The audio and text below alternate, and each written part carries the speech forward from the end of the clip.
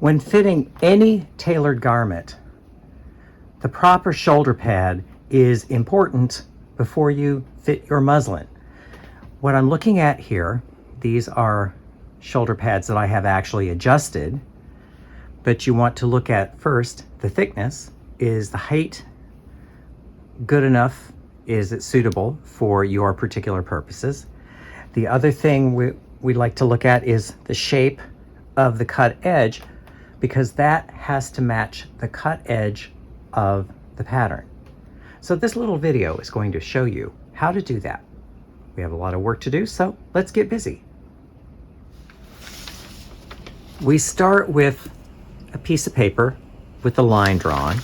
So then what we're going to be doing is lining up the shoulder seam with that line.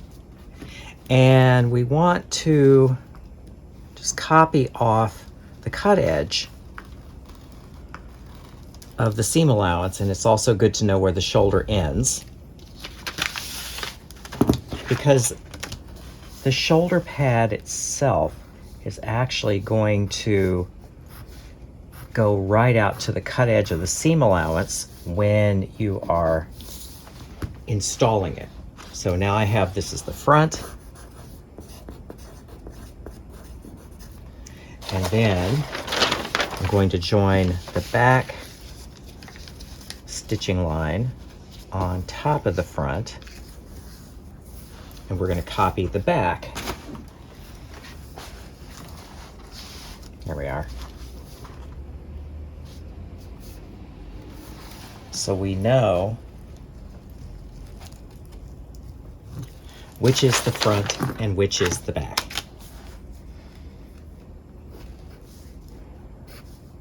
You don't necessarily have to go through such an elaborate process. You could actually, if you wanted to, just join these two together to get this line, but it's just a little easier for demonstration to have it on a separate piece of paper. So from here, what I'm going to do is just cut this, because this is going to be the template for the sleeve when we get ready to adjust the edge of the shoulder pad. But before we adjust the edge of the shoulder pad, we want to adjust the thickness of the shoulder pad. Now, as I said earlier, some people shy away from putting shoulder pads in garments because they believe that they make the shoulders look too thick.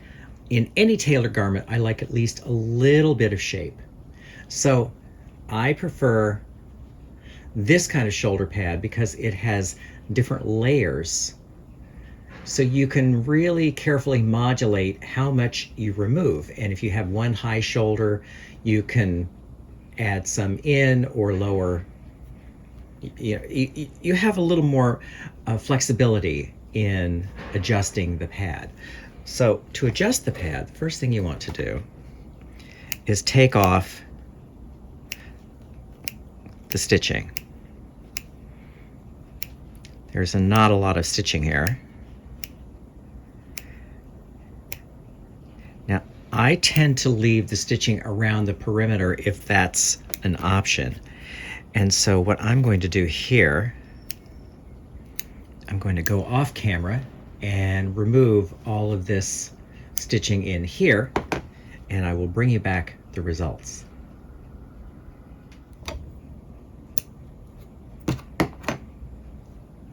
Okay, so we have removed the stitching. So what I'd like to do is I would like to take out 3 of these pads out of the sandwich. So now that this is thinned down to the thickness you wish, the next step is going to be just with the running stitch this is a light stitching. Don't go too crazy about pulling tension. What you just want to do is, I like to start roughly in the middle, and don't really worry about these stitches looking a certain way. You just want them to lightly hold the layers in place, and stop within an inch of the cut edge, because you're going to be trimming that cut edge somewhat, so you don't want to nick the stitches that you've put in to hold this pad together.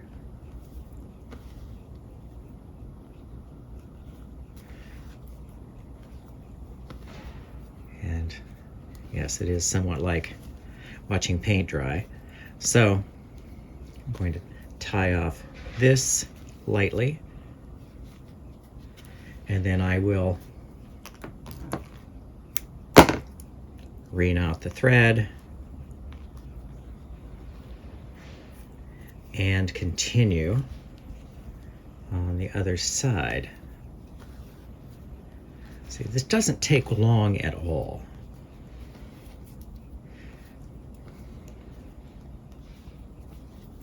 And it doesn't have to be pretty. This is going to be inside the garment, remember that. Okay, so now that this is finished, we will go over to the pressing table to press these into shape. So here's the pressing ham, and here is the pad that we just stitched. So really, you want to just steam and shape, and you can put the iron down on this if you really want to.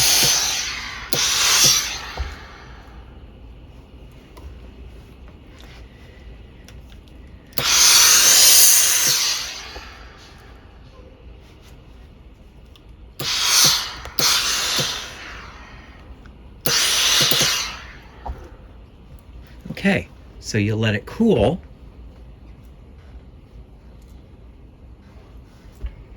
And I've worked off camera to produce the other one. So now let's go back to the work table. So here we are back from the pressing table. Now the question that comes up is, which way is the front? I think I covered this earlier, but it bears repeating.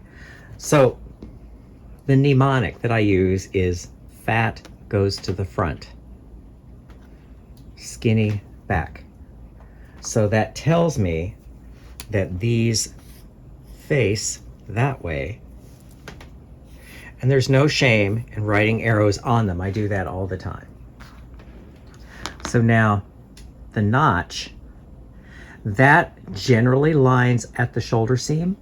You could, when you're testing the garment, when you're using these, because you really want to have your shoulder pads prepared before you try on the muslin, and that's why I'm putting it at this point before we do the pattern making.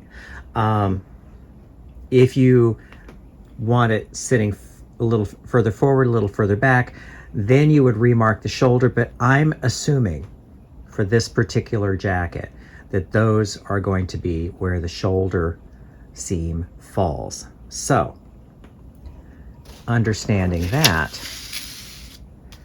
faces the front, and so the object here, zoom in a little bit here, the object here is that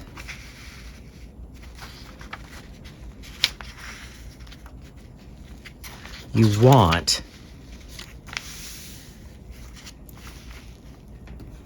the front and the back to hit the cut edge.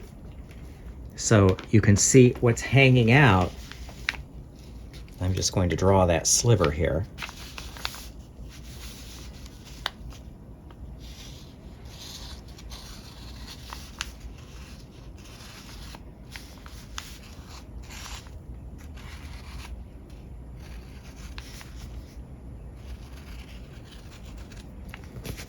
There, and it doesn't hurt to make a notch there. So you can see this amount here will get trimmed. Now really, there's no mystery to trimming this. You just take your scissors